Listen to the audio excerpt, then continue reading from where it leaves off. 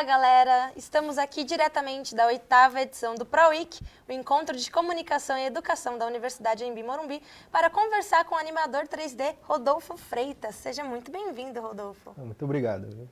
Bom, para começar, eu queria saber como que surgiu o seu interesse pela animação. Quando que você decidiu que você queria trabalhar nessa área? Assim, desde os meus 15 anos, né, eu desenho, eu fiz um curso na época, muito tempo atrás, era a época que o mangá estava famoso, Alta, começou a né? estourar aqui no Brasil, né? Uhum. E aí eu me interessei e fui fazer um curso de mangá naquela época, já faz bastante tempo já, não sou tão novo assim. E aí eu aprendi a desenhar, depois eu tive interesse em fotografia, aprendi a fotografar, enfim, aí fui seguindo essa carreira. E faz pelo menos há um ano e meio eu comecei a estudar o 3D, né? Eu já tinha tido contato antes com o 3D, mas nunca tinha estudado profundamente. Aí faz um ano e meio, já faz um ano e meio que eu comecei realmente a estudar. Aí desde então comecei a prestar serviço para algumas pessoas, assim, nada muito grande ainda, mas em breve eu quero ampliar o serviço que eu estou prestando e entrar melhor no mercado. E você também ministra um workshop, né? Isso, Você pode exatamente. contar pra gente mais um pouquinho de como é? Assim, o workshop ele basicamente mostra os fundamentos, né, do Maya, dividido em modelagem, textura e materiais, que são as três ferramentas básicas para você poder ver o produto final 3D, né? Então a gente começa sempre pela modelagem, que vai dar a forma do objeto. Depois a gente passa pela textura, que é responsável pela aparência gráfica do objeto.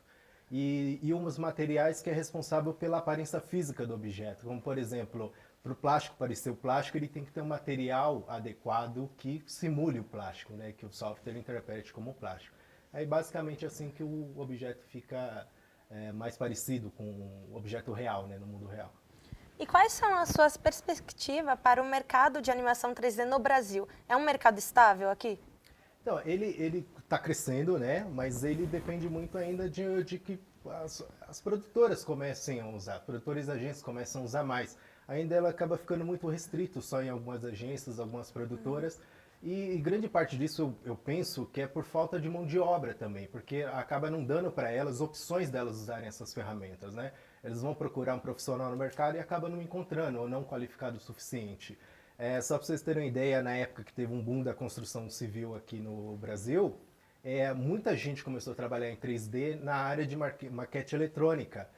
Então muitas pessoas acabaram se formando nessa área, mas para aplicação em publicidade é mais restrito por questão também de mão de obra, né? As agências acabam não encontrando e não tendo disponível essas ferramentas.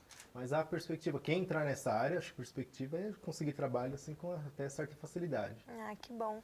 E na sua opinião, Rodolfo, quais são os principais atributos para um profissional se tornar um bom profissional de pós-produção? Assim, primeiro, paciência, É.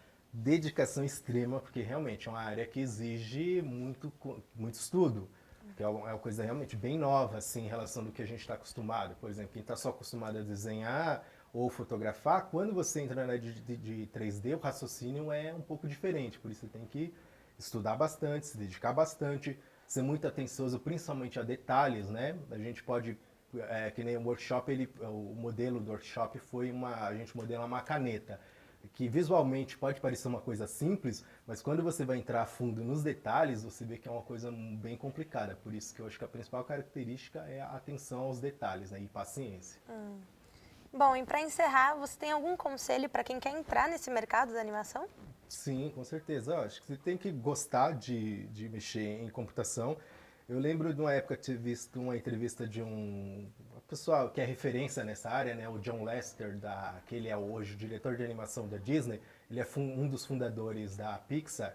Nossa. E ele fala que o trabalho que se faz em animação 3D, modelagem, enfim, toda essa área 3D, é um trabalho que fica entre a ciência e humanas. Então é a interseção exata, porque a gente usa ferramentas exatas, que é o computador, né?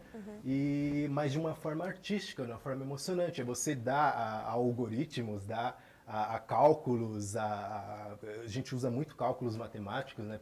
Até para fazer a animação, a gente usa alguns fundamentos de cálculos, mas você tem que usar isso de forma humana para chegar ao público, para emocionar o público. Não é simplesmente um computador E não é Muito mais simplesmente que isso. só humanidade, é uma coisa, uma interseção mesmo, é trabalhar com as duas áreas o tempo todo. Então quem gosta de humanas e exatas ao mesmo tempo, a Maltby 3D é um caminho ideal para a pessoa. Muito obrigada, De Rodolfo. nada, que é isso, eu que agradeço.